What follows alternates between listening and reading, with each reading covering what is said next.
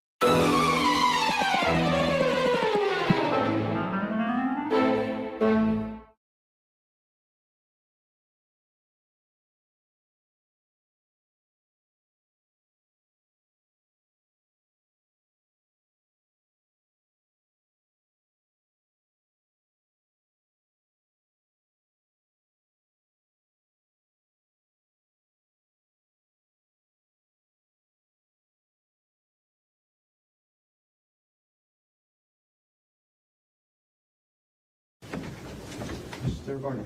Next witness. We'll call Katrina Como.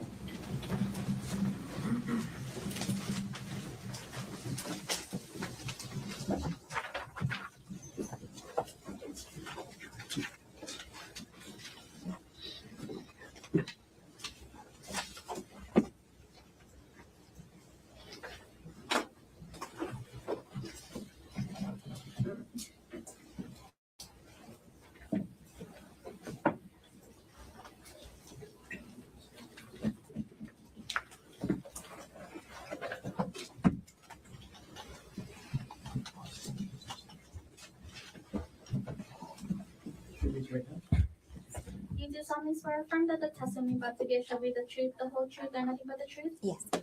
Please have a seat. Okay, good afternoon. Good afternoon. Okay, and as you testify today, can you please pull the microphone as close to your face as possible and speak into the microphone as much as possible? Yes. First of all, can you please state your name? Katrina Como. And what's your occupation? Later,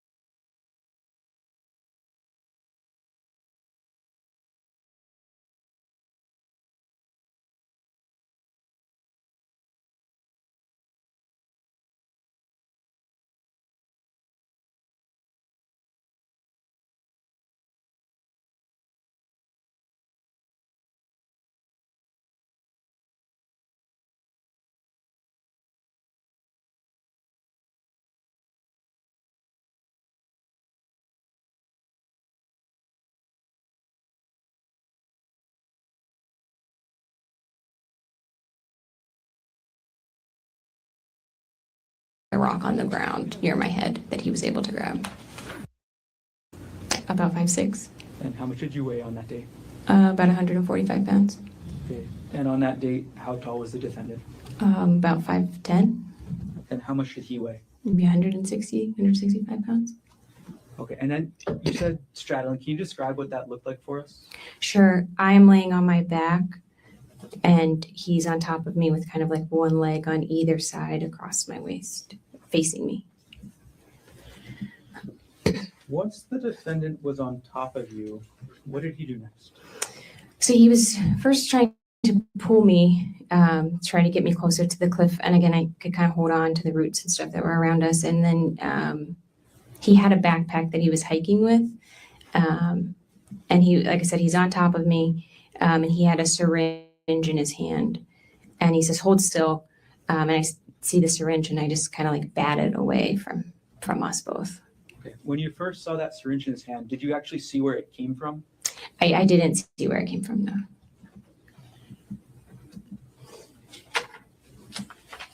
All right, and you said you were able to bat it. Do you know where it went? It just fell on the ground sort of near us. It would have been to my left because I could still kind of see it in my periphery. So I was trying to make sure it wasn't going to get grabbed again. And then could you describe what you remember about the syringe, what it looked like? Sure. It was a clear syringe with a blue piece, maybe blue plunger, I guess is what that's called. Once you were able to bat the syringe away onto the ground, what did the defendant do next? So he had taken his backpack off and it was on the ground to his left, so kind of to the right side of my body here. And he was digging in that with his left hand and then kind of holding me down with his right hand. And I'm screaming and I'm saying, "What the fuck are you doing? Get off me." And he's saying like, "Fuck you, you're done. I'm so sick of your shit. I'm so done with you." And I'm trying to kind of protect myself and get out of there. But also he's gripping his hand closed really hard. And there's a vial in his hand. So I was trying to pry his hand open so I could grab that vial out.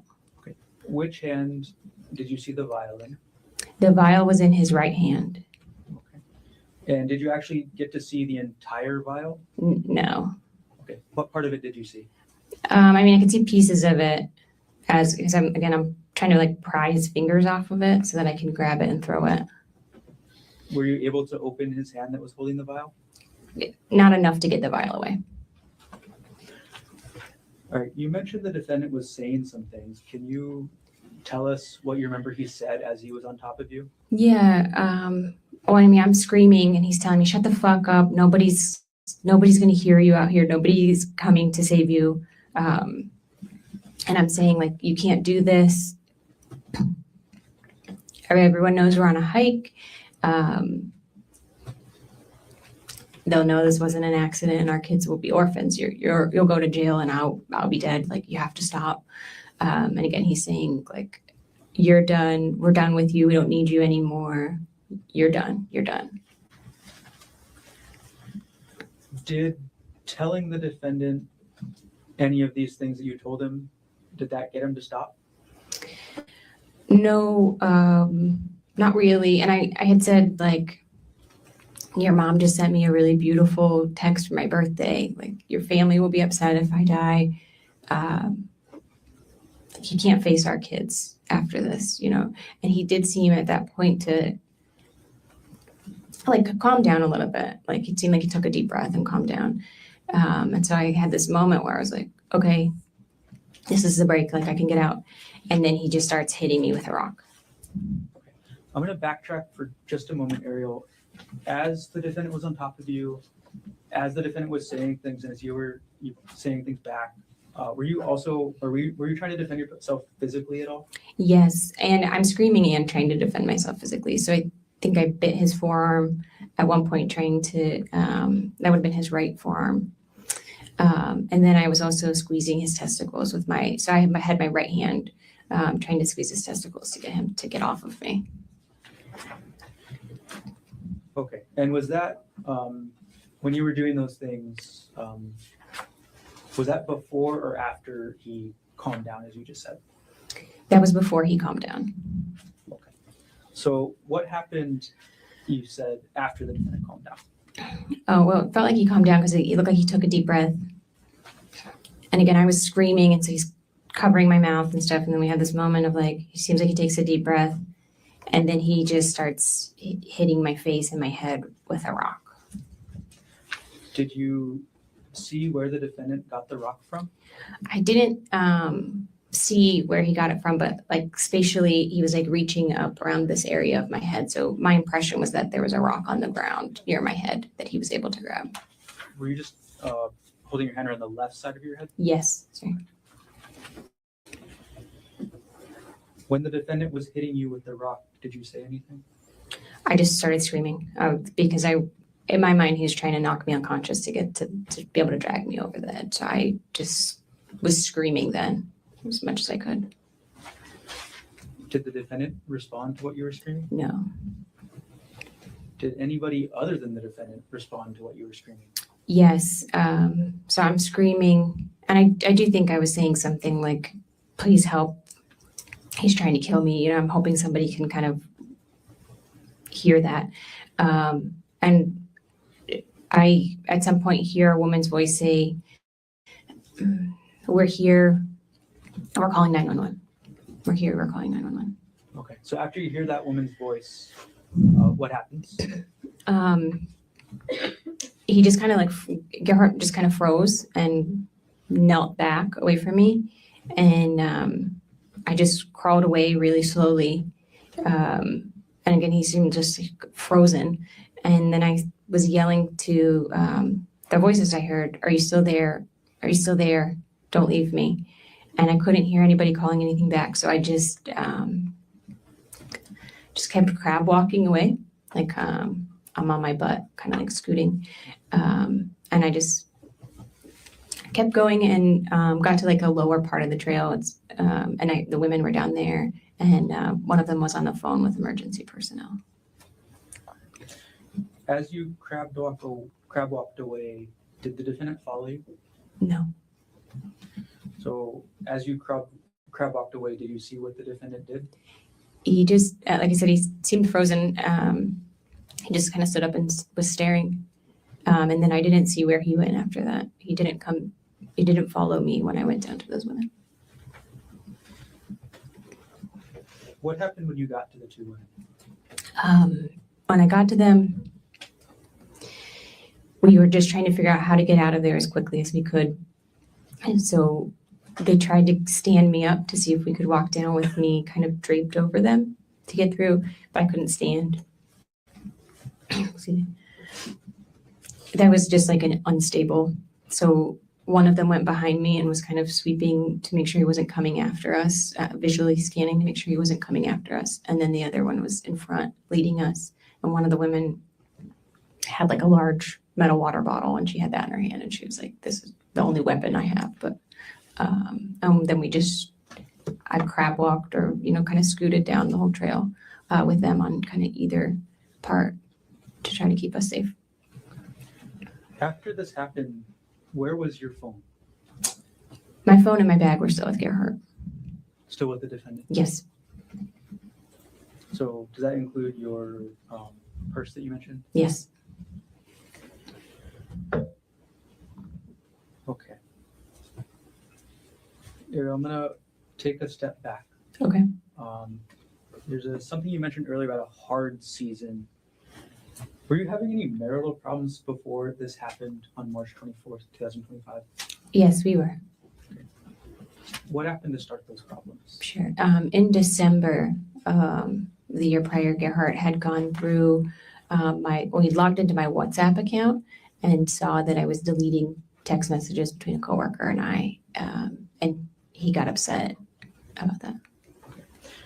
When in December did this happen? This was the beginning of December. And when you say logged into your WhatsApp account, how does that work? What is, first of all, what is a WhatsApp account? WhatsApp is a text messaging app. Okay. And you described the defendant logging in. Do you know how that works? Actually, not. I don't know how that worked. Did the defendant ever confront you about this? Yes, he did. My impression is that he knew about it for a few days and then confronted me about it a little bit later. Okay. And how did that confrontation happen? Well, we were on vacation, and he came into our hotel room and asked for my cell phone, and then came back in a little bit later and told me, I see what's on WhatsApp. And he was really angry, very upset. Okay, you say angry, upset. Can you describe what he said to you? Yeah, called me a lying bitch, you're a whore. How could you do this sort of thing? Okay. Who were you messaging with on WhatsApp that caused this confrontation? It was a coworker from TerraPower. His name is Jeff Miller. Okay, and you said Jeff Miller also works at TerraPower. That's right. Is TerraPower on Maui? No. Okay, where is TerraPower located? It's headquartered in Bellevue, Washington, outside of Seattle. Do you work in person or do you work remote? I work remotely. So who is Jeffrey Miller to you? He's a coworker and a friend. Did you ever have sex with Jeffrey Miller? No. In these WhatsApp messages, did you ever send or receive sexual photos with Jeffrey Miller? No. Did you discuss sex at all in the messages? No. In these messages, did you flirt with Jeffrey Miller? Yes, some of them are flirty in nature. And when the defendant confronted you in December about these messages, how did you react? I was apologetic. He was obviously hurt, and I was really committed to my marriage and my husband, and so we agreed to work through it and try to, kind of rebuild, because I had definitely broken his trust and could tell he was hurt. As a couple, how did you and the defendant characterize these WhatsApp messages? It felt like an affair to him, so we called it an emotional affair. Did you say emotional affair? Emotional affair is the word, yeah. After the defendant confronted you and called you a lying bitch and a whore, did the defendant make any demands about your job? A little bit. I wasn't supposed to be like in any kind of one-on-one work situation with Jeff. No emails or anything like that. All right. Can you describe a little bit about what that was like, or what the defendant asked you to do? Well, it was really just anytime there was going to be a meeting, there had to be another person there as well. And then Gerhardt would kind of go through my stuff at the end of the day to see, what I was doing. So if I was sending emails or who I was meeting with. After this happened in December, did anything change with your sex life with the defendant? At the time, Gerhardt kind of expected to have sex every other day. And when this happened, he made it clear that if I refused to have... An objection. Can we approach?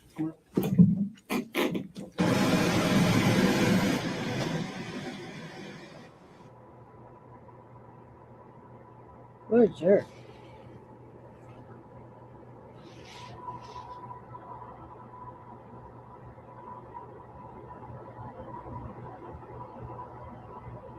We could fast forward this part. I think. Gentlemen, Ms. Gerhardt, Ms. Konig's last answer stricken from the record. Here, I'm going to rephrase the question. How often did the defendant demand to have sex in December after this emotional affair came out? Every other day. When did you actually last have sex with the defendant? December 24th that year. December 24th of 2024. That's right. So between December 24th, 2024 and March 24th, 2025, did you have sex with the defendant? No. In those months, December through March, did you and the defendant work on your relationship? We did a lot of work on our relationship. Yeah, we both were doing individual and couples therapy. And can you describe a little bit about what that was like? Yeah, we were trying to work on a lot of different things in our marriage, in addition to the deleted text messages, which again, I could tell Gerhardt was deeply hurt by. So working on rebuilding trust. In terms of non-sexual intimacy, did anything change in that with regards to your relationship with the defendant after this all came out in December? A little bit, yes. And in that, Gerhardt really wanted a lot of touch, physical touch. So there was a lot of cuddling and stuff like that. And any refusal of that would be, kind of me withdrawing. Okay. When you didn't want to cuddle, what types of things would the defendant talk to you about? Then that would be a lot of questions. How could you do this to us? We'll kind of bring up the WhatsApp messages back to the surface. And then when were these, or how long was this issue ongoing, I guess? December was really hard. January, it seemed like things were getting a little bit easier. Things were getting a little bit better. By February, we had gone on a family vacation with our little kids and had a really fun time. So it seemed like by February, we were starting to kind of turn a little bit of a corner.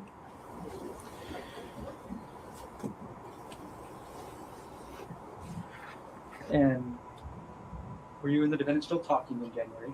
Yes.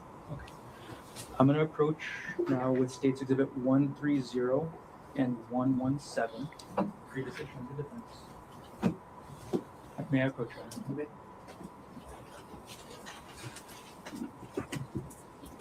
Thank you. Ariel, I've handed you two exhibits now, 130 and 117. Without showing them to the jury, could you look at what they are, and when you're done, look up?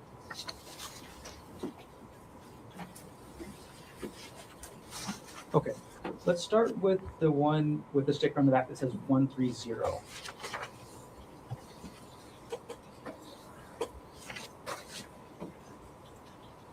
What is that? This is a text message exchange between Gerhardt and I.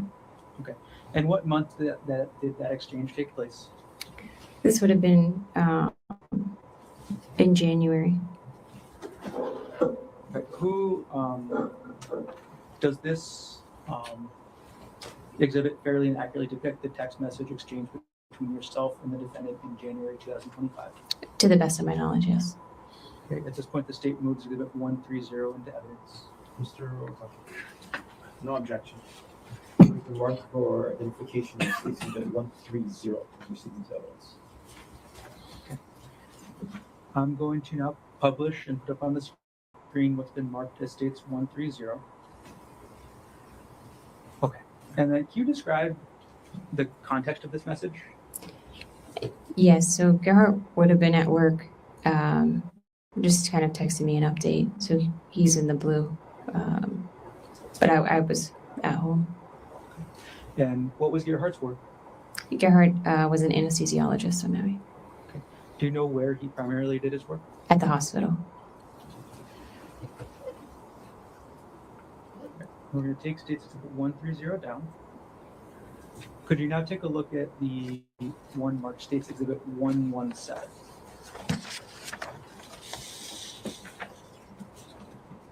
Okay, what is that? This is an email that Gerhardt sent me also in January. Okay. And what is the email about? It's about life insurance. And is this a true and accurate copy of the email the defendant sent you? And sorry, what date was the email sent? The date is January 21st, 2025. Is this a true and accurate copy of the email the defendant sent you on January 21st, 2025? To my knowledge, yes. At this point, the state moves Exhibit 117 into evidence. Mr. O'Connor. No objection. What is the mark for identification of States Exhibit 117 received into evidence? I'm going to publish States Exhibit 117.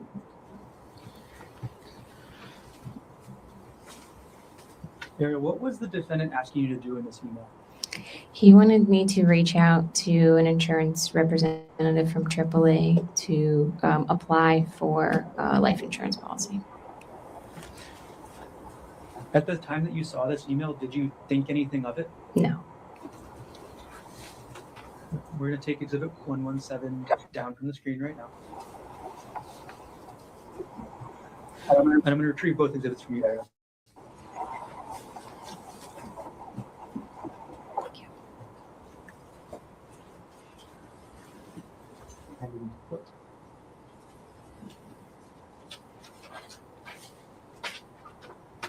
Okay, so you said you didn't think anything of the defendant asking you to increase your life insurance at the time. Is that right? That's correct. Okay. In your relationship with the defendant, who handled matters such as insurance? Gerhardt did most of the financial stuff. The financial stuff, is that even more than insurance? Yeah, I mean, did taxes and, tracking everything. Okay. Can you describe what financial things the defendant actually took care of? Sure. He made sure did all of the utility payments and bill payments. And then in this case, looked at our life insurance and how much we would need if either of us were to pass away to keep our kids in our house. Who set the budget? We didn't really have an established budget. I'm going to move forward in time just a little bit, Ariel, to February 2025. Okay. How did your relationship with the defendant progress into February? Yeah, like I said, January, was better than December. February is better than January in terms of, stability, kind of seeming like things, being hopeful for the future. In February, we did a family vacation with our little boys and saw Gerhardt's family. And we had a really fun time. So it felt like I said, just felt hopeful for the future. Were these WhatsApp messages an issue in your relationship at all in February? I not that I recall, and if so, it was a small thing. And how did your relationship progress into March 2025? Same again,